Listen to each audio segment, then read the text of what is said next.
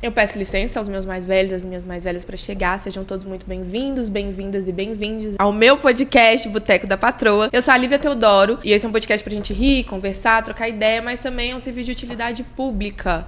E nesse sentido, hoje a gente vai ter um episódio especial, então prepara aí que você tiver que fazer a sua faxina, o seu chá, o seu café. A gente vai conversar sobre a emergência climática que a gente está vivendo, em especial a tragédia climática no Rio Grande do Sul e o racismo ambiental. O meu convidado de hoje é o Faustino, ele é mineiro, ele é graduado em Geografia com ênfase em Meio Ambiente e ele é especializado em geoprocessamento e sensoriamento remoto aplicado. Eu quero saber o que é isso tudo, tá? Não, a gente vai falar. Com 11 anos de experiência de trabalho na área ambiental, ele atua em projetos de monitoramento e gestão de áreas de preservação e projetos de mapeamento do uso de ocupação do solo aqui em Minas Gerais. Well, seja muito bem-vindo, muito obrigada por topar estar aqui comigo para conversar. Antes de você ser o especialista que você é, a gente também é amigo. Eu gosto de falar isso porque eu tenho o privilégio de conhecer muita gente muito inteligente, muito chique, muito famosa. Eu estou muito feliz de você ter podido vir dividir o seu conhecimento aqui com a gente. Para quem não me conhece, meu nome é Wesley, mais conhecido aí na cidade como Faustino, né? O Wesley é mais, assim, pra família. Eu conheço a Lívia porque já gravamos um podcast lá atrás, quando eu tinha o Fora da Caixa, que a gente foi para discutir lá, né, a questão das nossas negritudes, né, do que nos afligia, principalmente numa época de pandemia, era outro Voltem tempo. Lá nesse episódio, ouçam, tá muito bom. Eu tô muito feliz de estar aqui, seu episódio é incrível, você é uma pessoa que eu admiro muito, então poder contribuir com esse tema num projeto tão legal é muito interessante. Então, para quem em casa, eu acho que bota o capacete que lá vem pedrada, né, porque a gente tem muita informação para dar aqui.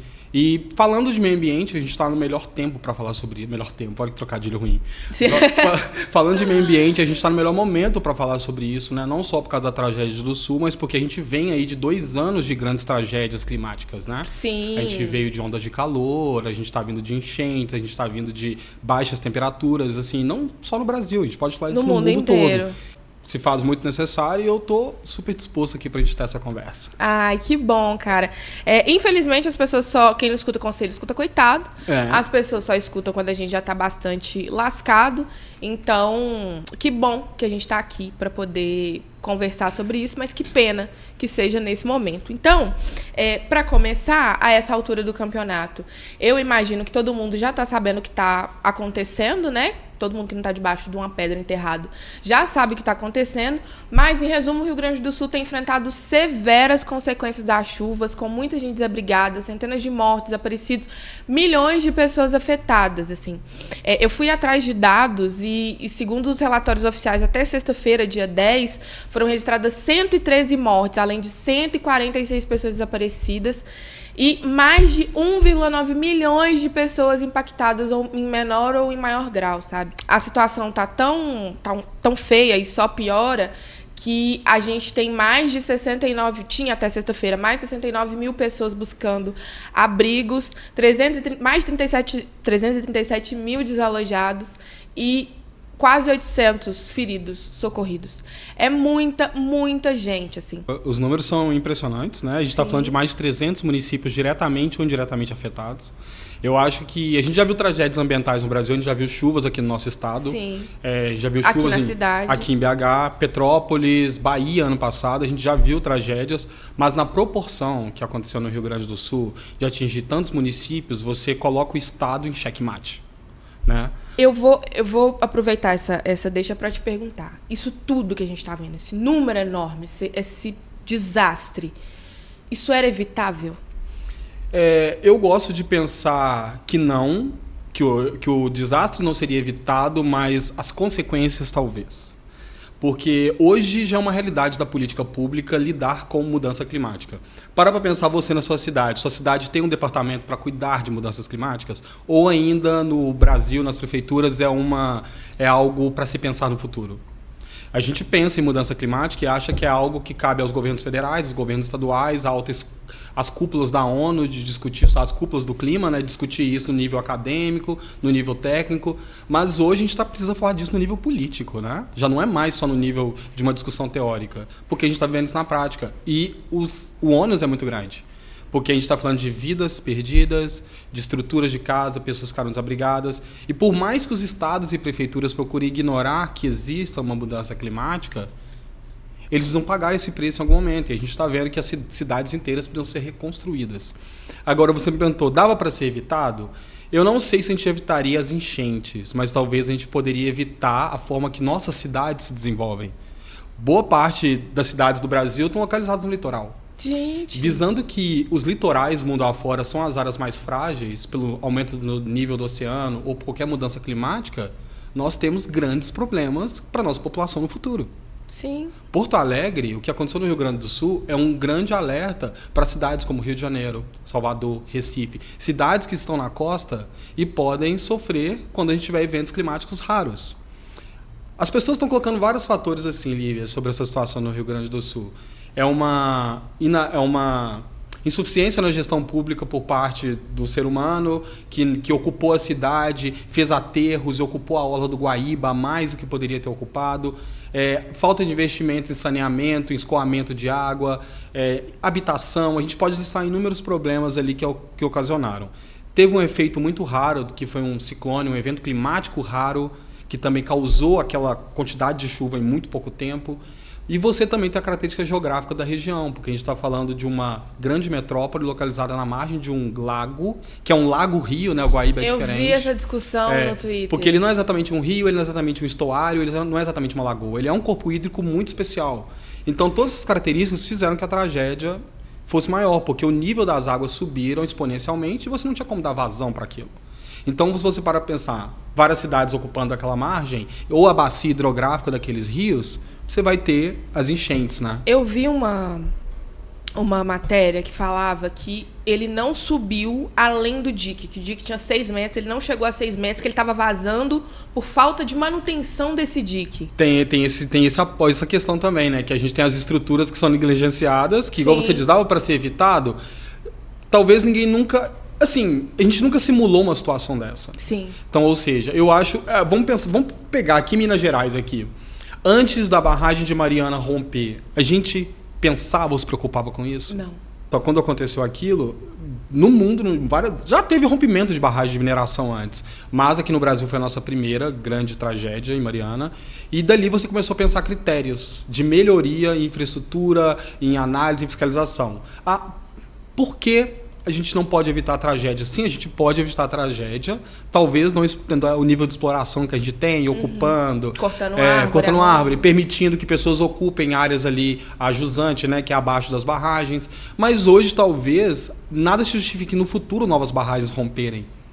Porque agora a gente já passou por uma tragédia, a gente viu quais são os critérios, o que deve ser feito, o que deve ser evitado. Entendi. E até numa discussão econômica, porque até hoje a gente está discutindo valores de indenização. Sim. Então a gente precisa de um padrão para quando esses problemas aconteçam, para que a gente tenha como agir no futuro. É muito triste falar isso, né? Parece que a tragédia precisa acontecer para que a gente tenha parâmetros para lidar com ela, né? Hoje, literalmente, a gente sabe que a gente está numa crise climática.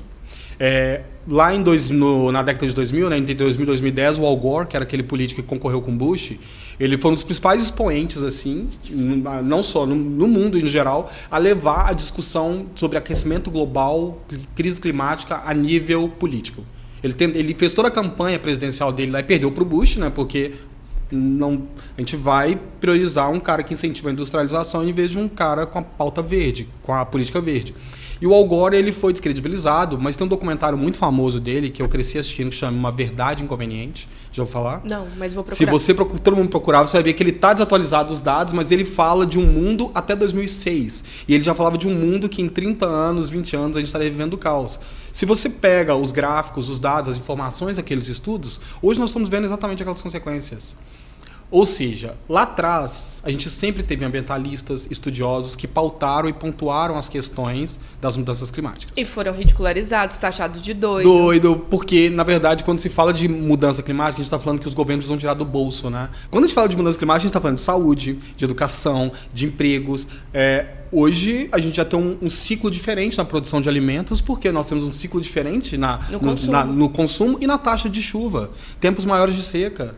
Então as safras intersafras de alimentos já são outras. Então, por mais que não te afete diretamente, te afeta. Te afeta no preço que você come. Eu estava falando disso outro dia. É maio e ventilador ligado, circulador de ar ligado. Eu não esperava que estivesse fazendo tanto calor. Não esperava. Ano passado a gente passou por quantas ondas de calor em 2023? Nossa, achei que nem sobreviveria. E não só no Brasil. A gente é um país tropical, se a gente parar a pensar na Europa. A Europa é um país que tem ondas de calor terríveis. Vários idosos morrendo. Muito idosos, porque o continente europeu tem uma população mais velha e a gente tem taxas de morte absurdas na época de verão deles. Sim. E nós estamos falando de país no hemisfério norte. Esses dias eu estava vendo uma matéria sobre que a Venezuela foi o primeiro país do mundo a perder 100% das suas geleiras. Então não existe mais camada de gelo em nenhuma montanha venezuelana. Sério? Porque se perdeu com degelo e não tem tempo de repor aquele gelo, porque você não tem temperatura fria o suficiente, nem altas altitudes. Então, que momento que a gente está vivendo no mundo que a gente não pode olhar, eu não falo só do Brasil, do mundo, e entender que nós estamos com dinâmicas bem diferentes. Sabe, os modelos hoje que a gente tem de previsão de tempo, tudo, ele é baseado em determinados cálculos e parâmetros. E quando esses parâmetros mudam, como é que a gente pode prever isso agora? Então, esse é Eu esperava que o fim do mundo fosse uma coisa mais instantânea. Meteoro, explodiu, acabou. Acabou mais fácil, né? Eu estava vendo esses dias o negócio da aurora austral. A aurora boreal. Foi a boreal. A boreal. Isso. Se espalhando pro mundo. Cara, pra mim, aquilo é assustador. Por quê? Eventos que não acontecem há 1000 anos, acontecem quando eu estou viva, me assustam. Sim. Me assustam. É lindo de ver, mas é um sinal de que nós estamos vivendo coisas não vividas antes. Uma coisa que eu aprendi quando eu estava grávida é que a lua influencia todas as águas, inclusive as águas da bolsa. O meu filho nasceu na segunda lua cheia do mês, que eles chamam de lua azul. A maternidade tinha neném nascendo até no elevador, de um tanto de mulher parindo. E aprendi isso com os mais velhos. Se a gente veio de uma cultura que olhava para a lua para saber quando plantar, maré, eu sei a resposta, tá? Mas como que o capitalismo conseguiu convencer as pessoas assim de que deixa para depois essas águas? Eu vi uma notícia de que as pessoas estavam preocupadas por conta da mudança de lua, o nível do Guaíba por conta da mudança de lua, porque ia mudar o vento de não sei o que, ia levar a água do oceano para dentro. Onde foi que a gente se perdeu? Você citou o capitalismo, eu acho que ele é uma boa fonte de como as coisas ficam mascaradas dentro de uma discussão que parece boba frente ao dia a dia, porque todo mundo precisa comer. Sim. Então, por exemplo, hoje nós temos carros, equipamentos eletrônicos que precisam de minerais raros, celulares, tablets, notebooks. A gente tem uma quantidade de equipamentos eletrônicos que vão de fones a celulares, a smartwatches, a casas inteligentes com lâmpadas inteligentes. Ai, eu não vivo sem minha Alexa. Não, faz sentido que a gente se torne uma sociedade capaz de ser inteligente, ter dispositivos inteligentes que dê conta das nossas vidas. Mas nós temos que lembrar que nós somos um planeta de 8 bilhões de pessoas. É gente É gente pra caramba. Caralho. E a gente sabe que dessas 8 bilhões, nem todo mundo tem acesso a todos os equipamentos e produtos, mas quem tem acesso para as 8 bilhões. Porque tem pessoas que têm 3 celulares, Sim. ela está tendo para quem não tem. Sim. Então continua sendo uma quantidade de celulares absurdos. Tudo isso precisa de minério de ferro, lítio, minério raro. Então a gente precisa continuar extraindo. Então a gente vai dizer, ontem houve a Duda Salabert ontem conseguiu interditar uma mineração na Serra do Curral que estava minerando de forma ilegal porque ela deveria estar paralisada. Sim. Essa mineradora tem uma demanda. Ela precisa entregar minério de ferro pro mercado. Ela não tá tirando pra deixar na rua. Ela não tá tirando pra deixar na rua. Ela precisa lucrar, o cara tem uma empresa que precisa funcionar, mas também existe uma demanda necessitando daquele minério. Como que a gente para de comprar carro e equipamentos para parar a extração de minério extraordinária que tem em Minas Gerais? Quem vai abrir mão de quê aí? Quem vai abrir mão desse joguinho? Exatamente. Porque não é só uma ponta de quem produz, mas uma ponta também de quem consome. De quem consome, né? A gente cai naquela discussão, então vamos reduzir consumo, todo mundo vegetariano, ninguém vai ter celular. Não é essa a discussão. A discussão é que num planeta de 8 bilhões, a prioridade deveria ser alimentação, segurança física, seguridade de saúde, de integridade, e não uma produção exacerbada de tecnologia e acúmulo de bens. Só que como os valores também são muito invertidos, a gente vai passar despercebido uma discussão ambiental quando a gente está apegada a tantos bens. Agora você me deixou culpada porque eu tenho 3 celulares. Não precisa se sentir culpada, porque aí agora vamos lá, no indivíduo, porque a gente vai cair naquela. Então, joga os celulares fora. Você não tá mudando o mundo, porque Sim. a mineradora vai continuar construindo grandes prédios, a estrutura que leva... O agro vai continuar igual todo mundo. Reduza o seu banho pro agro continuar gastando a quantidade de água absurda. Olha o tanto de cabelo que eu tenho. Exato. Não abra mão do seu prazer de um banho longo, achando que você tá salvando o planeta, porque você não está. Entende? Não tá. A gente tem que ser realista. A gente tem que ser realista. Assim, não é abrir mão do seu prazer para salvar o mundo. A autoconsciência é você ter a consciência dessa discussão aqui, ó. Sim. De que não cabe a você uma mudança individual para mudar o mundo. Então a gente tem que parar de votar com casco. Parar de votar com casco, escolher políticos, talvez, não só políticos de pauta verde. A Marina Silva tá na política há quantos anos e ela sequer conseguiu um dia ser uma candidata efetiva para a presidência no nosso país. Sim. Porque a pauta dela, no geral, nas campanhas é muito ridicularizada, até pelos próprios concorrentes. Sim.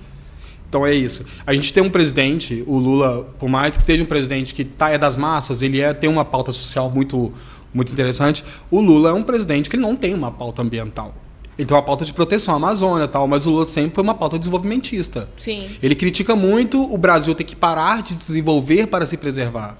Sim. Porque os outros países mais ricos... que estava tendo ideia de minerar a Amazônia? Tá, ainda nós temos grandes projetos, né, de minerar a Amazônia, de extrair petróleo na foz do rio Amazonas, ali no delta do Amazonas. Gente, pelo amor de Deus, mas... É questão de extrativismo, mas assim, é uma questão de necessidade. Vamos, olha lá. Hoje nós estamos produzindo microchips no mundo, né? Chips inteligentes, que eles não usam minério de ferro, eles usam lítio. Minérios muito raros. Minérios raros não se encontram em qualquer lugar.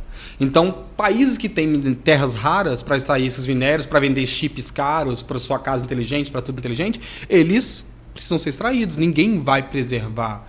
O meio ambiente, a balança fica desigual economicamente na hora, o tanto que você ganha preservando, o tanto que você ganha extraindo, sabe? Só que o ônus é muito grande lá na frente, né? E a gente hoje já vive o ônus de quantas florestas já foram desmatadas nesse país. Vamos esquecer o mundo e falar só do Brasil. Hoje a gente já não tem Mata Atlântica direito no Brasil, então a gente vive uma crise muito grande de gestão que poderia impactar ou não no clima, assim, se tivesse mais florestas, por mais captura de carbono, que produzissem mais oxigênio, que mantesse o ciclo das chuvas, tudo isso influencia no tempo que a gente vive. O planeta é um ciclo fechado, Sim. sabe? Se você pegar uma bolinha e montar uma pequena estufa ali, aquela água que condensa, que goteja, ela vai gerar um ciclo ali que vai fazer a planta ficar mais úmida. Nosso planeta é um ciclo fechado, sabe? E esse ciclo está sendo alterado. Então ele é alterado para os 8 bilhões de pessoas.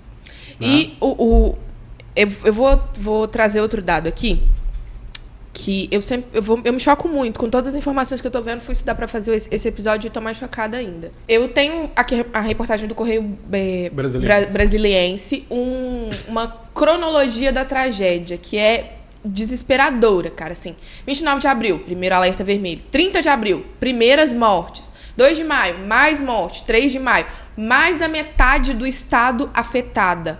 4 de maio, mortes já superam as de 2023. Esse dado para mim é fundamental, porque ano passado também teve. 5 de maio, cenário de guerra. 6 de maio, Guaíba alcança 5,33 metros. Eu, que não tenho muita noção de altura, só de pensar o que são 5 metros é muita coisa. E vale para as pessoas, só para deixar bem claro que quando a gente fala 5 metros, não é 5 metros subindo assim num nível de parede. É um rio, né? Então ele vai ocupar 5 metros de forma plana. Sim. O que são 5 metros em forma plana, Lívia? Isso é muito longe. Deus é pai. Entende? 5 de maio, cenário de guerra. 6 de maio, o Guaíba sobe. 7 de maio, 160 mil desabrigados. Eu vou te fazer uma pergunta do ponto de vista de você enquanto estudioso. Deveriam existir protocolos, assim, para evitar a escalada da tragédia, ou é realmente impossível? Porque as pessoas falam, tipo assim, é culpa da chuva, a chuva choveu, não tinha como evitar a chuva chover. O prefeito não mandou a chuva. O prefeito não mandou a chuva e o prefeito não mandou a chuva embora. Não tinha como ele falar, vai a chuva embora. É realmente, assim, tão simplório? É realmente impossível criar protocolos? Não é impossível. Sabendo que teve tragédia no ano passado? Não é impossível, porque se a gente tirar a mudança climática, a tragédia climática da equação, sempre vai existir chuvas. Concorda? Sim, sim. E sempre chuvas vão impactar a cidade, de alguma forma ou de outra. Seja ela intensa ou não. A água precisa escoar. essa água vai escoar para onde? Porque hoje, vamos para pensar, a gente tem tudo. cidades impermeabilizadas, não tem um parque para puxar aquela água, não tem áreas de drenagem, não tem áreas verdes, não tem canteiros centrais. Então nós estamos falando de cidades que são impermeáveis. Aquela água vai correr para onde? Sim. Para casa das pessoas. Sim. Elas vão continuar... O Fantástico fez uma reportagem esse final de semana, né? A solução são os parques. Mano... Até eu que não estudo isso, sei que a gente tem que parar de cortar árvore e cimentar as coisas. A gente tem mania de buscar soluções lá fora, do que foi feito lá fora, para lidar com problemas bem semelhantes. Então, por exemplo, nós ainda somos um país que fechamos nossos rios. Nossos rios basicamente estão tampados em avenidas sanitárias por aí ou debaixo das grandes cidades. Em Belo Horizonte, a gente nem sabe onde estão nossos grandes rios, né? Sim. Tem um projeto legal que é colocar plaquinha dizendo qual rio passa aqui, que é interessante. Na Europa, nos Estados Unidos, eles já têm um movimento que é de abrir os rios e criar canais, mananciais, porque eles também enfrentam problemas como o nosso, também com mudanças climáticas. Só que qual que é a questão aqui no Brasil? É difícil um país em desenvolvimento como o nosso abrir mão do automóvel, por exemplo. Então, qualquer investimento que a gente faça não é pensando no pedestre, no ciclista, ou numa cidade... Transporte público. É um investimento individual, é para você comprar o seu carro. Nós temos um governo que incentiva a compra de carro porque tem impostos mais baratos. Quantos concessionárias e marcas diferentes abrem? A gente bate palma muito como a BYD vai vir abrir uma fábrica aqui, a Volkswagen vai abrir, a BYD é elétrica até que vai, né? A Volkswagen, a Fiat vai abrir. A gente fica feliz porque é geração de emprego, é aumento do nosso parque industrial, mas ao mesmo tempo a gente está falando de injetar no nosso mercado quantos mais automóveis. E a quantidade de carro que a gente vê na rua com uma pessoa, né? Com uma pessoa. E aí você pensa, é um país que não tem investimento em transporte público para que não ter carro seja interessante. É um país que as coisas são muito distantes, porque se você mora na periferia, você só acessa serviços se você tiver como se locomover. Então eu não vou criticar o cara que compra carro, tá? Porque às vezes é o sonho da sua vida, você trabalhou a vida inteira para isso, e sem isso você não sai de casa. E a pessoa fala assim, anda de bicicleta. Como é que eu vou sair de bicicleta lá do Barreiro e vir parar aqui no centro? Lá do Barreiro e vir parar aqui no centro. A pessoa mora longe, então assim, entende que é uma discussão que eu acho que a discussão ambiental ela ainda é muito elitista. Porque ela sai de você abrir mão de algumas coisas pra gente, por exemplo, sabe você virar pra pessoa e falar assim, cara, vamos deixar de comer carne, porque eu entendo a discussão de quem é vegano, vegetariano, não é falta de respeito, tá? Não, mas levar essa discussão pra um cara da periferia, que o bife significa status ou qualidade econômica pra ele, é muito difícil. É isso que eu ia falar. Eu cresci numa lógica de que se você não tem carne, é porque você tá numa situação ruim na sua família. E na minha família também, esse é o termômetro. Pra você saber se você tá indo bem ou não. Eu tava num rolê uma vez, aí um falou assim, teve uma época que eu fui vegetariano, não sei o quê. E a menina perguntou, como que foi? Ele, não, eu fui morar com a minha tia. E lá só tinha ovo pra gente comer e tal. Aí eu fiquei um vegetariano, só comia ovo. Ela falou, cara, isso não é vegetarianismo. Isso é que você passou uma magrela com a sua família. A gente passou dificuldade. Passou dificuldade e não tinha carne. E a gente se adapta e vai comendo. Aprende a comer ovo, omelete, feijão com farinha. E por aí vai pra lidar com a dificuldade. Então, discutir meio ambiente, preservação, tudo. A gente tem que tomar cuidado pra não levar essa discussão pra um lado elitista, sabe? Sim. As pessoas... por que as pessoas moram em encostas? Sabe que vai cair, por que você tá morando na encosta? Por que você tá morando na beira do rio? Você sabe que o rio vai subir. Pessoa boba.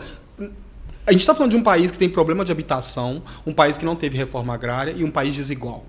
Ou seja, quem tem, quem não tem, não tem. Sim, então, e vai continuar assim. E a gente chega até na pauta, que a gente chegou agora na discussão, que é sobre o racismo ambiental, que é exatamente isso aqui. Isso que eu ia te perguntar. Explica como se eu fosse uma criança de 5 anos. Então, o que é racismo ambiental? A gente tem rompimento de barragem, chuvas extensas, a gente tem queimadas, a gente tem ondas de calor, a gente tem vários efeitos que são ligados ao clima. A gente pode falar de poluição, vamos falar de meio ambiente geral, a gente podia falar de poluição, gases tóxicos e por aí vai, poluição da água, esgoto. Tudo isso envolve meio ambiente, não só as mudanças climáticas. As mudanças climáticas são um recorte dessa discussão, né? Mas vamos lá, tudo que envolve meio ambiente, tudo isso atinge, em especial, uma parcela muito significativa da população. E é uma parcela que a gente consegue fazer um recorte. Ou seja, as chuvas, elas atendem principalmente as áreas periféricas, porque são as áreas onde as pessoas moram na beira de rios, córregos, são as áreas que normalmente não tem saneamento básico, então você não tem um escoamento correto de esgoto, são áreas onde as pessoas já moram em encostas porque não têm acesso a uma moradia digna, não tem drenagem de esgoto, não tem drenagem de solo. Então são áreas onde a gente as pessoas já moram através do olhar de descaso do poder público. Então, quando você põe a equação ali de uma mudança climática, o que é a vida dessas pessoas quando elas vão ser as principais impactadas? Se já tá ruim. Então, o racismo ambiental nada mais é do que a gente falar daqueles que são os principais afetados pelas mudanças no meio ambiente ou por qualquer degradação. Quando a gente desmata uma mata, a gente não está afetando a minha vida na minha casa. Estou afetando o indígena que mora e vive daquela mata, que colhe, que planta, que pesca. Quando a gente polui um rio, não é eu, é um ribeirinho. O cara que vive da pesca, que aquilo é um modo tradicional de vida dele. Quando a gente está falando de enchentes, a gente está falando da galera, moradores de rua. A gente está falando da galera que mora na beira de rios e perdem tudo e todo ano tem que reconstruir. Talvez uma geladeira que ele demorou 24 meses para pagar, vai comprar outra porque perdeu. Ou vivem de doação a cada enchente. E nós sentimos muito bem por sermos capazes de doar. Sim. Mas nós não nos sentimos nem um pouco obrigados a mudar essa realidade. A gente pode doar o quanto quiser, mas ano que vem a gente vai estar doando de novo pro mesmo cara que vai perder de novo a mesma geladeira, porque ele vai continuar morando na mesma casa. O racismo ambiental, ele coloca as pessoas no lugar que elas querem estar, sabe? Vamos pensar vamos colocar cada um pode pensar na sua cidade. Sua cidade tem a Zona Sul, tem as áreas com mais infraestrutura. Nós vimos em Belo Horizonte, em 2022, aquela chuva que destruiu o bairro de Lourdes. Não sei se você lembra. O bairro de Lourdes é um bairro na região centro-sul aqui de Belo Horizonte, e em 10 dias o bairro estava reconstruído. E não teve ninguém pra falar que aquilo ficou naquele estado porque a população estava jogando lixo no chão. Não teve? Não teve. Não teve. Mas por que você precisou reconstruir aquele bairro? Porque era o bairro que o prefeito morava. Era o bairro onde a população paga imposto alto. É um bairro onde você tem prédios e condomínios de alto valor. Então, um bairro de valor agregado... É um bairro onde os moradores chegam no final do ano e juntam para dar viatura para a polícia. Para dar viatura. É um bairro onde você tem políticos, pessoas com influência na discussão e tudo. Então, ali, você gera um imediatismo para resolver um problema porque a população ali é mais importante. Importante qual critério? Econômico? Talvez, porque contribui. Cultural? Não sei. Mas se a gente está falando de população e de proteção, a gente devia estar falando de todo mundo. Sim. Vamos pensar em Porto Alegre. Porto Alegre, a gente sabe que boa parte da cidade foi atingida, mas será que em Porto Alegre as regiões mais abastecidas, as regiões mais nobres, foram tão atingidas assim? Ou são regiões que têm uma boa drenagem de esgoto, regiões localizadas numa área um pouco mais alta? Então a gente sabe onde está localizada as áreas. Todo ano a gente sabe que vai ser atingido por chuva. Isso é fato. Porque se você pegar a Tereza Cristina aqui, todo ano é a mesma mulher na reportagem da Globo falando lá. Todo ano é a mesma história, gente. Eu tô cansada de ver a repórter aqui. Sim. Porque viram figuras engraçadas dentro de um cenário trágico. Sim. O brasileiro tem esse dom, né? De fazer meme com. E a gente leva essa ideia do clima, de chuva, tudo muito pra. Chega a levar. Não que as pessoas. O brasileiro não se importa. Se importa sim. Só que ele entende que é assim, reclamar pra quê? Todo ano é a mesma coisa. Exatamente. Porque a gente acostumou a ser deixado de lado. Sabe, obras que fazem obras de drenagem de esgoto, saneamento básico. Fizeram saneamento básico no bairro onde meus pais moram, lá em Contagem. Demoraram anos para ter coleta de esgoto. E fizeram. Mas fizeram porque minha população precisava? Não. Porque a Unesco tombou a Pampulha e só disse que só ia dar o título se a Pampulha tivesse saneamento básico. Então aqui, as intervenções a benefício da população ainda, não aqui no Brasil, né, são feitas ainda em detrimento de leis, ordens. Então, como é que a gente espera que a gente cresça? Igual tu falou, como a gente vai prever isso no futuro? Se a gente não consegue ter essas pequenas mudançazinhas. Num país desigual nosso, racista em relação à cor, que a gente tem pessoas em situação de rua, que a gente tem pessoas, que a gente tem uma visão tão distorcida sobre povos ribeirinhos, sobre os indígenas, tudo isso coloca que a discussão do meio ambiente, quando chega para discutir com essa galera, parece mais besteira. Sim. Sabe? Igual tem tanta urgência, eu preciso comer, Tanta urgência, eu preciso comer. Ou então vamos pensar numa pessoa rica, por que ela vai se preocupar com as pessoas que estão sofrendo com as enchentes? Se a casa dela tá sequinha. Ou se aquilo não impacta diretamente no negócio dela. Então, o Eduardo Leite, né, que é o governador do Rio Grande do Sul, reclamou do excesso de doações, porque isso poderia estar afetando o comércio local. Mas o comerciante local também não foi atingido pela chuva. Ele também não está recebendo doação, mas ele não está falando desse comerciante local. Ele está falando do cara que tem um empreendimento grande, tipo, sei lá, uma grande loja, um grande varejo, e ele precisa vender. Ele não tá. O cara Quem que vai lá na o cara do sacolãozinho loja de imóveis comprar colchão se ganhou o colchão? Se ganhou o colchão. Gente, não vamos preocupar com o cara de imóveis, não vamos preocupar com o seu João da vendinha que perdeu 100% do que ele vendia. Sim. E aquilo para ele era o sustento do ano. Sim. E as lavouras onde vai plantar coisas para ele vender estão alagadas. Estão alagadas. A gente tem que preocupar com esse cenário. Aí, assim, o que eu clamo para as pessoas que estão nos ouvindo e vão nos ouvir posteriormente? Quando a gente for pensar em meio ambiente, for pensar em racismo ambiental, não é aquela ideia de empatia, eu vou me colocar no lugar do outro para entender como é sofrer na pele dele. Pelo amor de Deus. Você precisa ver alguém na chuva para se colocar ali e entender que é ruim. Você sabe que é ruim. Sim. Não ter casa é ruim, não ter para onde voltar é ruim. Sim. E a gente tá falando de várias pessoas que vão passar o resto do ano tentando se reestabelecer e quiçá... E eu diria que muito mais que o resto desse ano. Eu tô falando do resto do ano, assim... Que eu tô sendo positivo, né? E a gente ainda vai vir uma onda infecciosa de doenças, porque a gente tá falando de uma mistura de águas que vieram de esgoto, que vieram de vários lugares, passaram por solos contaminados, então a gente pode vir ondas infecciosas, pessoas que vão lotar os hospitais, aí vamos continuar a discussão, quem vai lotar os hospitais? Hospitais públicos, pessoas que demandam do SUS. Então a gente vai continuar vendo a população pobre, periférica, e muitas, por suas vezes, preta, sempre sofrendo muito mais com qualquer impacto, sabe? Sim. A discussão do meio ambiente não é a partir do momento que a chuva cai, é a partir do momento que ela vai embora. Depois que ela vai embora, aí é que a gente vê. Que a gente conta os estragos. A gente conta os estragos, a gente conta nossos mortos, pessoas que perderam geladeira, perderam filhos, perderam a estrutura da casa, e agora dependem unicamente da ação do governo. Sim. Aí o governo vai dar um dinheiro, ele vai reconstruir casas populares, mas isso não necessariamente te traz de volta a dignidade de uma vida que você perdeu. Pessoas que moram há 35 anos no mesmo local e agora vão ter que mudar. Aí vamos lá. Tem um mapa depois vocês procuram um mapa muito interessante rodando nas redes sociais, que é o mapa da antiga Porto Alegre, que mostra como ela era, a orla do Guaíba, e como ela é hoje. Então, ela foi sendo suprimida. Aterrada, eles aterraram. Igual querem fazer com Manhattan, lá em Nova York, o Rio de Janeiro tem várias áreas de aterro. Sim. Vale saber, gente, que se tiver um aumento do nível ali, Pedra do Sal, o primeiro lugar a desaparecer, porque ali é a parte baixa. Ali é um aterro. Ali é uma parte que era água e foi aterrada com rochas. Chama Pedra do Sal porque a pedreira usou para aterrar, né? Ali, tirar daquela rocha, aterraram ele.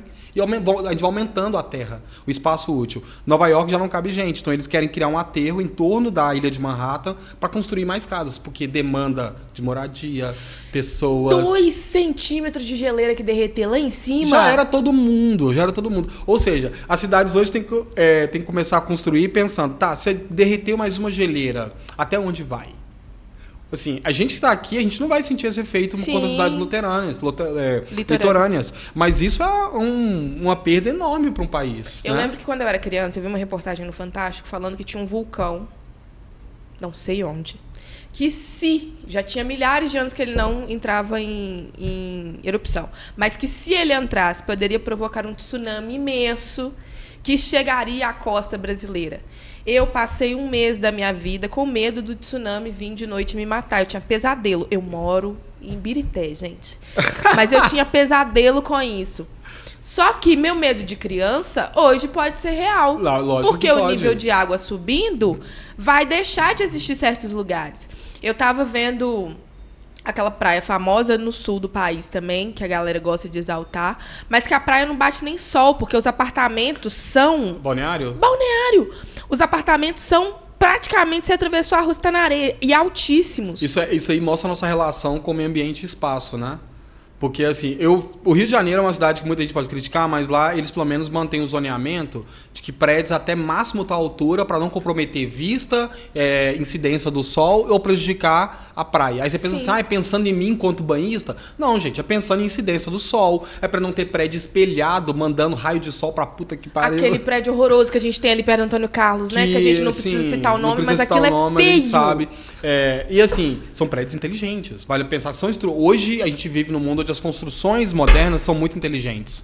Elas têm como é que chama? Energia solar, elas têm reaproveitamento da água da chuva, planta, tem refrigeração natural, elas têm altos critérios para o prédio ser sustentável, o que não é um problema. O problema é que a gente não precisa, muitas vezes, dessa infraestrutura toda, que vai gerar um impacto imenso no trânsito, porque ali são 1000 veículos para cobrir um prédio daquele, né? Sim. E a gente passa por isso.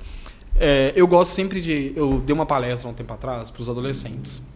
De um projeto de... Você tem fé nas crianças? Você acha que... eu tenho. E eu vou te explicar por quê.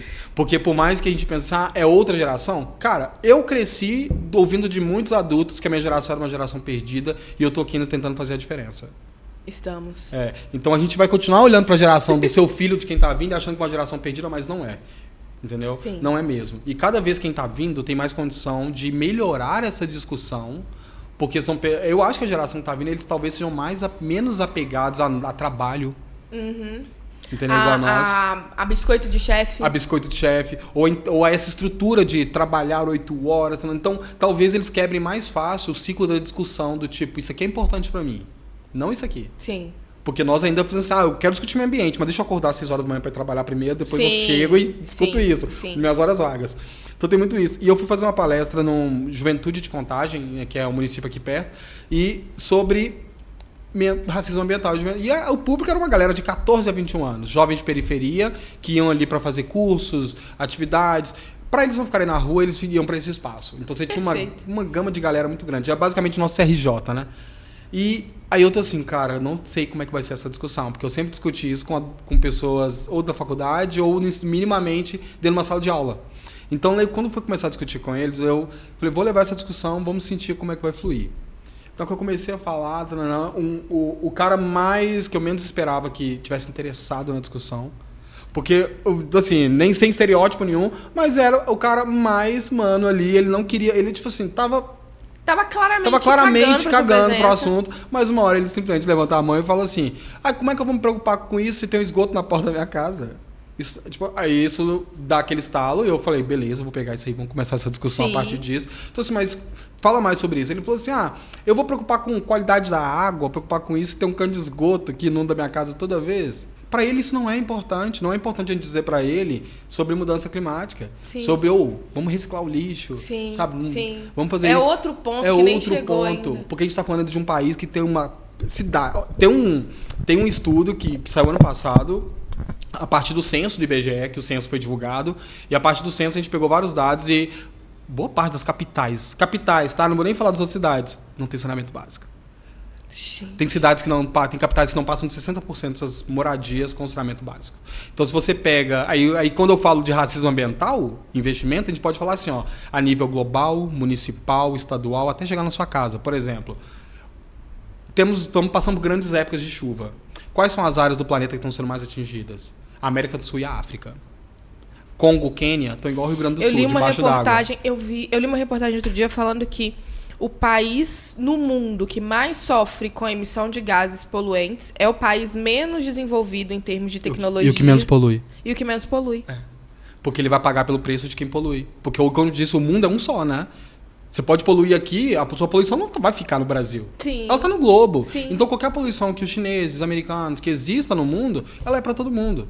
Né? Então, Quênia, Congo, Brasil, países que têm uma população muito desigual, que passam muitas dificuldades. Aí você pensa assim, países com dificuldades são países com ausência de dinheiro? Não, são países ricos, porque ambos têm uma mineração fortíssima.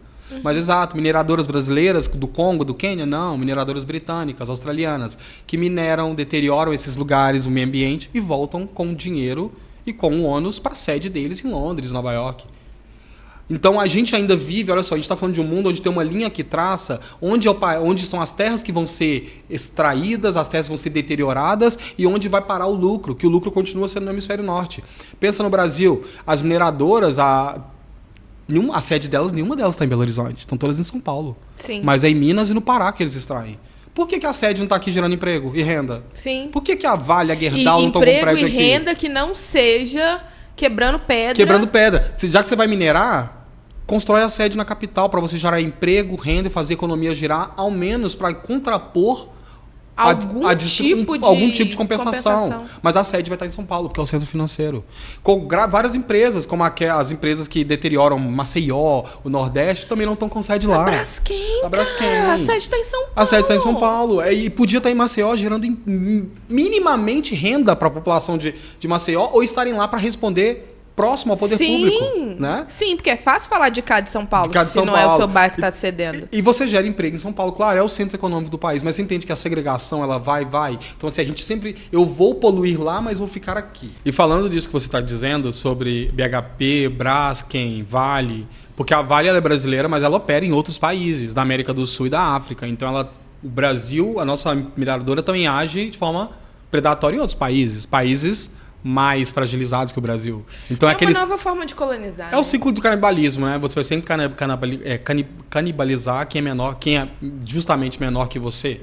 Então isso é muito triste, porque a gente também é canibalizado por outros, né? Sim. E vamos lembrar que essas empresas, elas cometem crimes ambientais. A gente mora no estado... bom dar nome. Dá nome. A gente mora no estado que teve 2 rompimentos de barragem. Maceió, basicamente, a gente teve bairros inteiros esvaziados por afundamento da cidade. Eu tava numa aula de inglês esses dias para trás, aliás, beijo pessoal da Mai. E a gente estava estudando um conceito que é where you're local.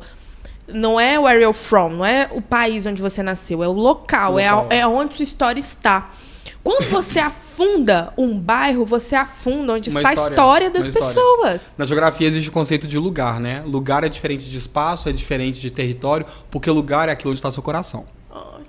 Parece besteira, mas é esse conceito. Sabe, você pode morar anos em qualquer lugar, mas a casa de sua mãe sempre vai ser seu lugar, sim, de certa forma. Sim, porque assim, sim. É aquela sensação de aqui é meu pertencimento. Você força pessoas a saírem de seus lugares no Rio Grande do Sul, em Maceió, o pessoal de Brumadinho. Vamos te dar uma nova terra. Vou montar uma vila nova pra vocês. Mano, não é assim. Eu fiz um trabalho na graduação que era sobre a desfavelização de algumas áreas em Belo Horizonte, que era a retirada das favelas para a construção do Vila Viva, que é um projeto de habitação. E nossa discussão principal era exatamente esse sentimento de perda do lugar, porque você poderia estar numa moradia mais digna, tô pondo aspas aqui, galera, porque morar em favela e mudar para um prédio não exatamente significa dignidade nenhuma. Exatamente. Mas moradia mais nesse sentido da prefeitura, né, mais estruturada, urbanizada, as pessoas tinham pessoas idosas morrendo. A gente conheceu 3 que morreram ao longo do nosso trabalho, de tristeza, porque para eles não era uma questão de morar num beco. Era uma questão de que os vizinhos dele não estavam mais do lado dele. Cada um foi mandado para um bloco. Era uma questão de que ele não se reconhecia mais quando ele tinha que descer uma escada. Sim. É uma questão de que ele não podia sentar mais na calçada com 30 pessoas na rua bater papo. Então aquele não é mais o lugar dele. Então, ou seja... Nossa, cara, isso é de uma tristeza... Então, esse olhar cru nosso sobre como cuidar das coisas é simplesmente baseado num lugar muito distante, sabe? Por isso que eu acho que você que tá aí, que mora em favela, que mora na periferia... Se você se formar em meio ambiente, se você se formar em engenharia, trabalhe para que você consiga construir uma discussão muito maior do que esses caras estão discutindo hoje. Eu já tive em contato com empresas que eles estão um pouco se ferrando pro lado social ou o lado sentimental das pessoas mesmo que estão ali. E isso é importante. E claro que é importante. A gente está falando de vida, né? É igual a gente vai falar, nós vamos olhar pro pessoal do Rio Grande do Sul e vai colocar todo mundo dentro de vamos construir uma nova cidade para vocês. É só isso? Sim. É uma questão só de dar moradia? Não é uma questão de história mais? E é verdade. Eu sempre fico muito, muito chateado, sabe? Quando eu percebo, cara, quando eu converso com outras pessoas que também trabalham com o meio ambiente. Porque, assim, trabalhar com o meio ambiente não te torna essencialmente consciente, tá? Porque você pode trabalhar com o meio ambiente, ser uma pessoa elitista, ser uma pessoa muito sem noção e não conseguir dar conta dessa discussão aqui. Porque falar meio ambiente sem falar de uma pauta social, você não tá falando de meio ambiente. E o Chico Mendes tem essa frase, né? Que agroecologia sem luta de classes é jardinagem. É jardinagem? Eu falo isso sempre. Você falar de diminuir o consumo de carne sem pensar no lado social, que isso foi colocado para as pessoas. Gente, nós tivemos um governo inteiro fazendo campanha nós vamos voltar a comer picanha. Sabe? E eu não consigo criticar isso, porque foi a maneira de convencer muita gente que em outras situações não pararia para pensar quão ruim estava o outro governo. Por quê? É quando a minha alimentação muda que eu me incomodo, é quando o preço da minha conta de luz fica mais caro que eu me incomodo. Teve muita gente que só foi se atentar, e é chocante dizer isso, mas teve muita gente que só foi se atentar para o que estava acontecendo no Sul quando falou, vai faltar arroz. Aí a pessoa falou, opa, vai faltar arroz dentro da minha casa? Aí começou aquele desespero, porque o brasileiro é isso, né? De esvaziar supermercado pelo mínimo de comentário que surge. E isso é engraçado, Olivia, é muito engraçado, porque assim, pra mim, a frase do Chico Mendes é isso. Qualquer ação que a gente faça sem olhar o lado social, ela não é uma ação completa. Sim. Né? Isso quando se tratando do Brasil, tá? Porque você vamos pensar num país mais progressista e verde do mundo, tipo Noruega, Dinamarca, Suécia e Finlândia, que é os países bálticos, né? Os nórdicos. Esses países, eles têm taxas de alfabetização a níveis estratosféricos, quase 100%. Sim, não tem gente analfabeta. Então, mas você tem um nível...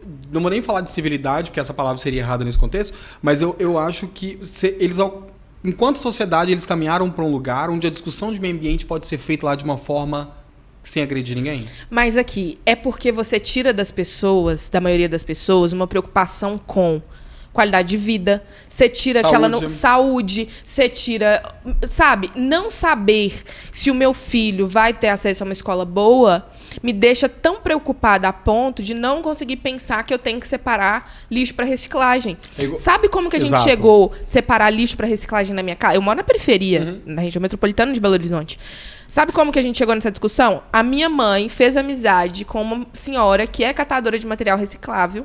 Elas trocaram o WhatsApp, porque minha mãe, depois que descobriu internet, meu amor, a vida dela é outra. Elas trocaram o WhatsApp, essa moça começou a avisar para ela quando ia passar. Então agora minha mãe junta garrafa de plástico, lata, papel que pode ser reciclado. A minha mãe deixa tudo separado para a SIDA. O Marcelo, meu filho, sabe o que pode e o que não pode jogar fora no lixo comum, porque o que não pode é para separar para a SIDA. Hoje, se a gente tem em Belo Horizonte aqui, né? Porque tem cidades no Brasil que tem coleta seletiva como algo instituído na legislação. Como política pública. Como política pública. Aqui não é. Então, por exemplo... Mas aqui tem alguns lugares. Nobres. Que vamos combinar novamente o racismo ambiental. Sim. Porque ainda coleta seletiva, lixeira de coleta seletiva, caminhão específico, ele roda em alguns bairros. E a gente sabe que a gente sabe a cor desses bairros. E nunca é na periferia. Então, ou seja, a pessoa de periferia não quer reciclar. A pessoa de periferia nem liga pra isso, né? E a gente sabe que, na verdade, cara, a gente sabe que a gente tem uma consciência, a gente mora nesse planeta também, a gente quer que ele continue vivendo. Então, a gente tem consciência. Eu converso muito com minha mãe fala, não, Gui, eu gostaria tanto de separar as coisas, porque... ela tem uma consciência, mas uma consciência sem aporte não funciona, porque ela vai separar para um caminhão que vai um único caminhão misturar tudo, levar tudo para um único aterro. Então o que salva a gente muitas vezes são os catadores que estão no nosso bairro, porque eles, além de conseguir converter aquilo em renda, são eles que fazem a coleta seletiva. Sim. E sequer... E foi ela que convenceu a minha mãe, por exemplo, a minha mãe tem que lavar, higienizar os negócios de plástico, os alumínios para entregar para ela. Minha mãe deixa tudo separadinho, ela chega de manhã, manda mensagem, minha mãe, eu moro em cima da casa da minha mãe, eu ouço minha mãe falar, Cida, tô indo, e ela vai com tudo separado e entrega. Meu filho separa as coisas para ela, sabe? Isso é uma revolução dentro da nossa quebrada, que é difícil criar consciência se você não coloca a pessoa para participar do processo. É isso que me incomoda, das pessoas falando sobre educação ambiental como se elas fossem colonizadores salvadores. Você tem que fazer a pessoa entender que ela é parte do processo e não que você vai salvar ela. É, exato. Tem dois lados que me preocupam muito. Um lado é tutelar pessoas pretas, pobres e periféricas graças ao racismo ambiental, é dizer, ó, você não é inteligente o suficiente para participar dessa discussão. Eu só vou te falar aqui o que você tem que fazer. Outra é criminalizar e não levar em consideração todo um contexto. Assim. Eu acho que prejudica muito a gente chegar numa discussão saudável sobre preservação de meio ambiente quando a gente ou tutela o indivíduo periférico ou criminaliza o indivíduo periférico. Eu vejo isso muito. A gente criminaliza muito. Ambiental. Tanto que quando... Vamos Petrópolis, teve aquela grande tragédia ano passado, que a gente teve aquele desabamento de lama que levou várias casas. E a gente teve uma discussão no Twitter, né? Discussão no Twitter não se leva a sério, mas a gente teve uma discussão no Twitter que é... Ai, gente, por que essa galera continua morando aí? Sabendo que vai cair. Eu não moraria num lugar desse que eu sei que vai cair. Assim, né? Possivelmente está vindo de alguém que está no conforto da sua casa, uma moradia, casa própria, ou que vai herdar isso dos pais, mesmo que você não seja uma pessoa com condição. O fato de você morar numa região estável... Hoje ainda é considerado privilégio ter moradia no nosso país. Sim, moradia segura mais ainda. Moradia segura mais ainda. Você pode morar na beira de um rio e estar sempre suscetível à inundação, porque o rio vai encher. Você pode estar debaixo de uma barragem. Aí vão te apontar o dedo. Cara, sai da margem do rio. Por que você mora aqui? Tanto bairro bom. Mas às vezes o bairro bom é tão distante de onde eu trabalho... que eu prefiro ficar aqui na beira do rio ou na encosta, porque eu preciso trabalhar, meu filho precisa estudar. Se eu for morar, às vezes, muito, muito longe da região central ou da área onde tem emprego, o que vai ser da minha vida? Então, as pessoas não fazem escolhas, Lívias, baseadas na falta de amor pela própria vida, não, tá? Não. Ninguém bota o filho dentro de uma casa quase caindo porque é displicente. Gente, sabe? A gente tem que afinar, né? É surreal ter que falar isso. Ter que falar isso. Ter que lembrar as pessoas que o ser humano é um ser humano. Você acha que essa pessoa, o sonho da vida dela, a cabaça que ela escolheu antes de nascer foi morar numa área de risco? Claro que não. As pessoas estão ali porque elas não têm outra alternativa. E não é... Meritocracia é uma merda, né? Não é porque ela não mereceu, é porque realmente não teve a outra opção pra ela, cara. Eu acho absurdo, a gente tem que falar isso. Mas se a gente tiver que apontar um culpado, eu acho que é bom até quem tá em casa a gente começar a aprender. Porque sim, dá pra botar um culpado e é o poder público. E eu vou te falar isso por quê. A gente tem... Quando o Brasil tem aí mais de 5 séculos, enquanto desde o seu descobrimento, né, desde a colonização portuguesa e tudo, nós somos um país que nunca passou pela reforma agrária. Então, quem tem terra, tem muita terra. E a gente fala de muitas pessoas que não têm terra. Então, a gente não tem uma distribuição igual de parcela de solo para todo mundo ter um direito a produzir ou morar. Sim. Então, todo mundo mora nas cidades mesmo, que é nas cidades que estão as oportunidades. Sim. Então, as cidades não têm regulação de habitação, política de habitação correta. Então, você tem pessoas ocupando áreas de preservação, áreas de encosta, áreas de beiras de rio. As cidades não estão preocupadas em preservar seus mananciais. Então, elas impermeabilizam e tampam todos os rios. Entende? Então, existe uma cultura, sim, no nosso país de culpar o indivíduo pelas escolhas que ele faz. Geralmente o indivíduo mais fraco. E não culpar o poder público por não tomar uma ação.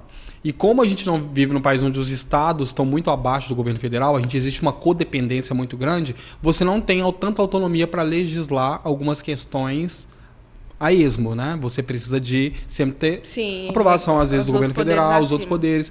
Então, você tira a autonomia de algum dos estados em certo ponto, que a gente começa a perceber que os estados são todos iguais. Os estados não conseguem andar muito também. Tipo assim, alaga no Rio Grande do Sul, aí talvez daqui a alguns meses, na próxima quantidade de chuva, seja Bahia de novo, aí vai ser Minas, Petrópolis. Todo ano são as mesmas localidades e os mesmos estados. Muda governo, muda gestão, muda partido que ocupa aquela cadeira e ninguém consegue fazer uma boa gestão. Quando eu vi que as comportas precisavam de uma manutenção de R$60 mil e não foi feito, e por isso a água... mano... Sabe? Então, assim, é tanto probleminha que a gente vai pensar que chega lá na ponta, o cara afetado por todo esse cenário é o cara que tá tendo que sair de casa, né? Você falou de alguém decidiu não fazer manutenção nas comportas. Ou fazem manutenção com uma verba mais sucateada porque a licitação, sabe? Todo aquele processo que é burocrático. Tem que sair o dinheiro. Ou então alguém quer economizar para não perder tanto dinheiro, então compra um parafuso mais barato. Sabe esse tipo de escolha? Sim. Escolha burra, economia burra. Economia burra. E isso sim vem de uma gestão ineficiente, né? Rio Grande do Sul está chocando bastante a gente, porque em proporção aquilo foi um desastre. Sim. Aquilo foi uma tragédia, sim, sem precedentes. E a gente não sabe se ela vai voltar a acontecer ou quanto tempo ela acontece de novo, porque não quer dizer que é um fenômeno que só daqui a 10 anos. Sim, as coisas estão muito mais aceleradas. O que provou pra gente é que qualquer grande chuva na bacia ali do Guaíba vai subir de novo. Aí beleza, vamos construir mais canais para escoar a água. Tudo bem. E é essa a solução? A solução, então, vai ser fazer isso? Ou nós vamos também pensar, vamos dar moradia digna para quem não está morando, vamos revitalizar os mananciais e a mata ciliar. Vamos parar de asfaltar. Me fala, você anda por Minas em carro aí, você vê que boa parte dos nossos rios nem tem mata ciliar em volta, que é a área de preservação permanente. Essa área de mata, ela tende a absorver a água e conter a água que avança e sai daquele trecho e retornar para o canal. Quando você não tem mais a água só vai. A água é um elemento sem rumo, ela é fluida, né? Ela só vai. E a gente hoje desmata dentro da sua propriedade, ou governo, fazendeiros. A gente teve uma leva aqui em Belo Horizonte que o Fuad estava atacadíssimo. Aí tirou as árvores. Tudo quanto era árvore da cidade. Não, mas eu acho que uma corrida da Stock Car é extremamente importante para a cidade. Mas você não acha, não? Tem mais lugar para pôr asfalto ali na Pampulha, você não acha? Tem pouco. Asfalta a lagoa, gente. Você quer fazer que Jacaré vai amar. Não conseguem despoluir essa lagoa? Porque eu não sei até hoje qual que é o problema. Cimenta tudo. Mas é melhor do que arrancar as árvores, né? E assim, olha, você teve força pública, né? A opinião pública em cima, mídia, opinião internacional, política, Duda, políticos. Você teve a UFMG, estudos de pesquisadores e mesmo assim as árvores foram cortadas. Então, isso dá pra gente um sentimento de inanição, né? De que... Eles não estão nem aí. O que eu vou fazer? Olha... A mineração na Serra do Curral está paralisada de novo pela, sei lá, 4ª vez. Não, paralisado já estava. Eles só estavam fazendo ilegalmente. Né? Mas assim, foi paralisado assim, de novo, a prefeitura foi lá e paralisou, porque a Duda Salabert... Eu vou citar muito a Duda aqui, porque assim, em relação aos políticos hoje, Marina, a gente tem vários políticos da pauta verde no país. Quando eu falo pauta verde, é aquele que vai lá. Sim. E ela foi até lá. Ela subiu o Pico Belo Horizonte à noite. É isso que mesmo que eu queria ver. Ela foi lá pra fazer uma denúncia. Ela não foi pra aparecer pra gente. Sim. Porque todo mundo já sabe o que tá acontecendo aqui. Ela foi lá pra filmar e pra mostrar, olha, eu falo que eles estão atuando. Agora eu vim filmar. Eu vim filmar. E é uma pessoa que tá correndo risco. E a gente... o país, né? A gente tem essa discussão de quem mandou matar Marielle, porque era alguém... mais violento para defensores de direitos humanos. Exato. Porque hoje você ter essa pauta de direitos humanos, direitos ambientais como foco no seu meio político e levar isso a afinco, você está quase se sacrificando enquanto pessoa. Porque você é perseguido, você é mal visto, você não é bem-vindo. Porque assim, levantar a pauta verde quer dizer que você é contra o agronegócio, quer dizer que você é contra o capital. Que você coincidentemente é a bancada da bala. É a bancada da bala, que também é a bancada ruralista. Então, assim, que votam e passam processo, né? A gente teve um governo onde passou a boiada, onde nossa política ambiental foi muito deteriorada. A gente está num governo estadual onde o governador não liga tanto para a questão ambiental, ele autoriza minerações, novos licenciamentos em áreas que deveriam ser protegidas. A Vale, que é uma grande empresa, vou dar nomes aqui, já que eles não patrocinam a gente. A Vale é uma grande empresa, uma empresa bilionária, com ações em Nasdaq, em Nova York, na Ibovespa. É uma empresa que é multinacional, que opera em outros países. Habla mesmo. E mesmo assim a Vale quer minerar a Serra do Gandarela, que além de ser uma unidade de conservação, ou seja, a unidade de conservação são protegidas pela legislação, elas têm um fator de conservação para garantir biodiversidade, fauna e recurso hídrico, ela quer minerar. Ela está causando uma pressão enorme e ela está quase conseguindo. Aí eu te pergunto, uma unidade de conservação protegida por parâmetros legislativos, por leis, que possui um parque nacional que é protegido pelo ICMBio e pela Constituição, ele ainda está sofrendo e corre risco de ser minerado? Cara... Por onde que nós vamos correr? A gente tá morto, né? Por onde você vai correr? A gente tá morto. Aí você fala assim, é uma questão de legislação. Será que é uma questão de legislação? Porque a legislação já existe. A questão é fazer cumprir. A gente tem como A questão é que nesse país, quem tem que cumprir lei é preto, pobre, favelado. Branco, exato. rico da Faria Lima não tem que cumprir lei. Não tem. E assim, gente, é lindo a gente ir lá e abraçar uma árvore, abraçar o parque, fazer uma fileira com 1000 pessoas e cercar o parque como um ato simbólico para que a Vale entenda. Não. Me chama se for para quebrar vidraça. Exato. Por quê? Porque assim que a gente sair e o governador, a Vale não vai ficar triste. Gente, sabe? A Vale tá cagando. E assim, a gente tem o Gandarela, a gente tem várias áreas de mineração aqui que estão sofrendo, a gente tem desmatamento pela agricultura. Aí, volta lá naquela conversa, e o clima, né? Tudo isso não afeta o clima? É claro que afeta. É claro que afeta, porque a gente está falando de que quando chove muito mais do que deveria, que barragem que aguenta? Você acha que alguma barragem nossa aguentaria aquela chuva do sul? Gente, estouraria umas 30 barragens de uma vez, seria uma calamidade para o nosso estado. Sim. Então a gente está falando de um momento que Minas Gerais pode receber grandes chuvas, porque a gente está falando de um momento que o clima no planeta ele está instável, ele está fora de proporções. Porque a gente está um planeta mais aquecido, então qualquer fenômeno é diferenciado, e a gente tem derretimento das geleiras, que jogam mais água doce numa água salgada, então você tem mudança das correntes marítimas, que mudam como os ventos chegam. Então a gente tem uma mudança. Hoje tem lugares que já não tem pesca, porque os peixes já não incidem ali porque teve mudança nas correntes marítimas. Então, quando você não tem pesca, você não tem desova, você não tem aquela espécie que desaparece. E aquela espécie alimentava outra espécie que também parou de incidir. Então, pescadores já não pescam mais. E o peixe, às vezes, era a subsistência daquele povo ribeirinho. Rios que secam, São Francisco, rios que passam por grandes secas. Ribeirinhos não têm subsistência mais para pescar. Isso afeta. Mas eu te falei, afeta primeiro quem? A ponta mais fraca, que é sempre o ribeirinho, o pobre, o periférico e o preto. Né? Amigo, pra gente caminhar pro final, eu já desisti. Eu já tinha desistido depois desse programa, então... Nossa, não quero que você desista. Eu posso, né? Vamos entregar aí pra Jesus. Já aceitamos que o mundo vai acabar. Sim. Diante dessa perspectiva de que o mundo vai acabar, se você pudesse enumerar 3 comportamentos para as pessoas que ouviram a gente até aqui, considerarem colocar na vida delas. Muito clichê, mas galera, votem. E não é besteira, votem. E não só escolher políticos que trazem a pauta ambiental como um tema para ganhar voto, não. Porque normalmente a gente sabe que tema ambiental não ganha voto. Né? Quem ganha voto é uma cesta básica, é aquela ação. Estou falando principalmente para a área periférica. Porque a galera da Zona Sul, gente, a galera que tem formação, eles já estão discutindo meio ambiente há muito tempo. Mas estão discutindo dentro do viés que cabe a eles. Sim. E nós temos que começar a discutir dentro do viés que cabe a gente, que é enquanto quem sofre. Então, ou seja, cobrar do poder público. E eu falo de verdade, você pode ter saneamento básico, mas se importe com quem não tenha. Se importar mesmo com a falta daquilo que você tem para o outro. Todo mundo tem que ter direito à água potável, saneamento básico, moradia digna. Se você percebe um amigo, pessoas no seu bairro, pessoas que não têm isso, lute por isso. E quando eu falo lutar, não é só fazer escutar um podcast e sentir que você está mais consciente porque você agora sabe sobre a realidade. Não.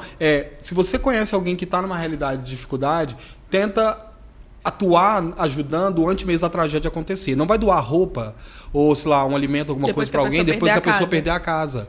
Se você, às vezes, é um engenheiro civil e anda pela cidade e vê casas que estão caindo com pilares deteriorando, cara, você pode ir lá sim cobrar daquele cara, mas você pode ir lá oferecer um trabalho social e falar, vou aqui reestruturar e fazer planejamento de casas para essas pessoas. Eu fazia o CAR, que é o Cadastro Ambiental Rural, que é uma coisa que pessoas cobram caríssimo e é uma coisa que eu gasto 30 minutos para fazer. É o que todo proprietário rural precisa fazer, mas grandes fazendeiros fazem. Quem é profissional cobra caríssimo. E eu ia para Mário Campos, São Joaquim de Bicas, Ibirité, para esses municípios onde tem algumas fazendinhas, ia para o senhorzinho que chegou lá na notificação do governo federal, ele nem sabia ler. Eu juntei essa galera e falei, vou fazer de graça para todo mundo. Vou cadastrar, deixar todo mundo regularizado para ninguém perder terra. Por quê? É minha parte enquanto profissional. Eu me formei em geografia, eu trabalho com meio ambiente, nem tudo eu preciso fazer disso uma renda. Sim. Eu preciso fazer disso uma transformação. E eu não gosto de ver pessoas perdendo pela falta da informação. Entendeu? Então, um papel... Você aí tem uma função. Você é engenheiro, arquiteto, você é assistente social, você é um biólogo, você é um farmacêutico. Qualquer formação, você é um comunicador social, qualquer informação na nossa formação, a gente é capaz de transformar isso sim e ajudar essas pessoas. O poder público, muitas vezes, ele vai atuar, sim, dentro do ritmo que cabe a ele. Que muitas vezes não é satisfatório. Mas você, às vezes, é uma advogada que pode pressionar o poder público. Você conhece os meios para fazer isso, você conhece os canais, você conhece uma ONG que atua bem. Então, o nosso papel é usar a nossa formação, a nossa capacidade, como a gente se formou enquanto ser humano, para também mudar a realidade de quem está próximo a gente. Porque só de doação pós-tragédia não faz sentido. Fazer caridade não faz sentido. E, por terceiro aqui, eu acho que vale a pena, assim, comece a acompanhar mais a pauta ambiental. E eu falo, você que passa o dia inteiro em rede social, a gente fica Instagram, Twitter, tem tanta página interessante sobre meio ambiente.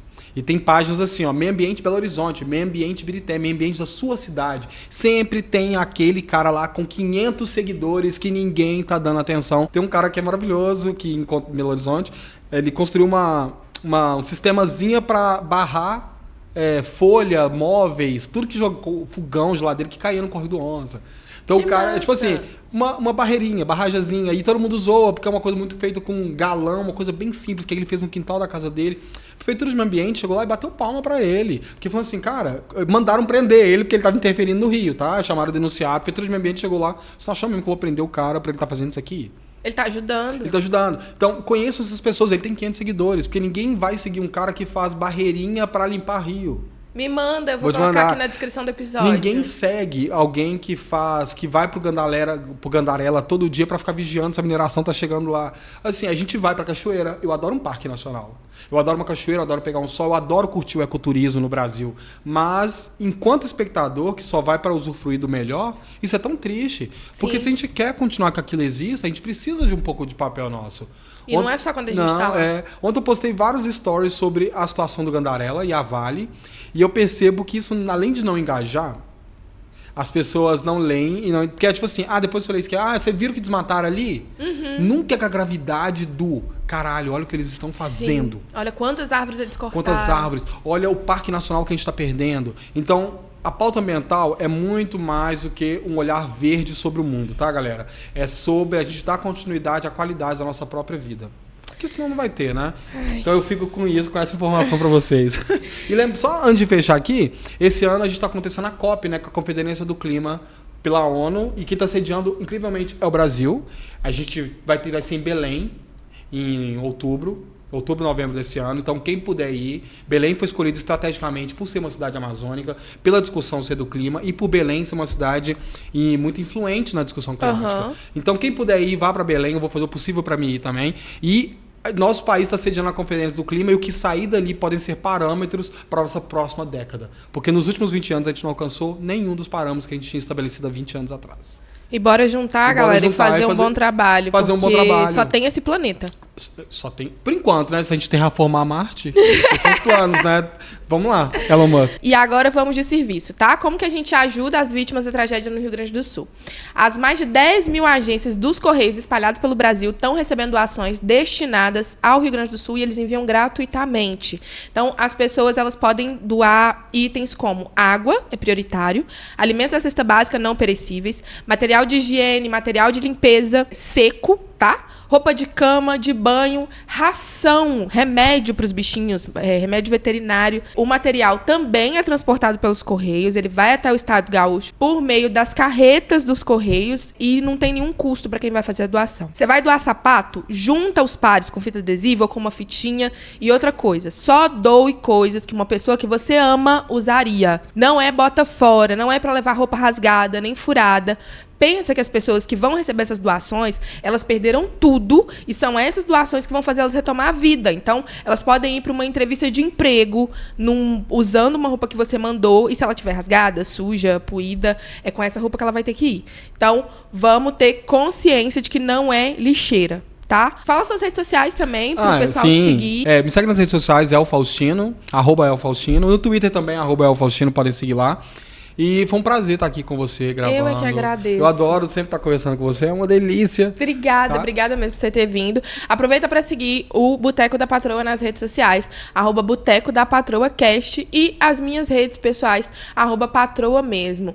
Esse episódio é um episódio especial, eu fico muito feliz que vocês tenham ouvido, tenham chegado até aqui ao final. É muito importante a gente ter consciência, como o El falou. Para além de ajudar na hora que a tragédia acontece, vamos ter consciência e tentar minimamente fazer com que a gente não passe por isso em proporções tão absurdas. A gente não tem um planeta B. Se a gente quiser continuar aqui com o mínimo de qualidade de vida, a gente precisa entender a seriedade de tudo que está acontecendo. Muito obrigada. De nada. Você é um amor. Obrigado. E não debochem dos ativistas, tá? E não debochem dos ativistas. A gente precisa de pessoas assim para poder fazer esse planeta continuar no lugar. Alguém precisa acender a fogueira, né? Que sejamos nós. Sejamos nós. Beijo, galera. Tchau.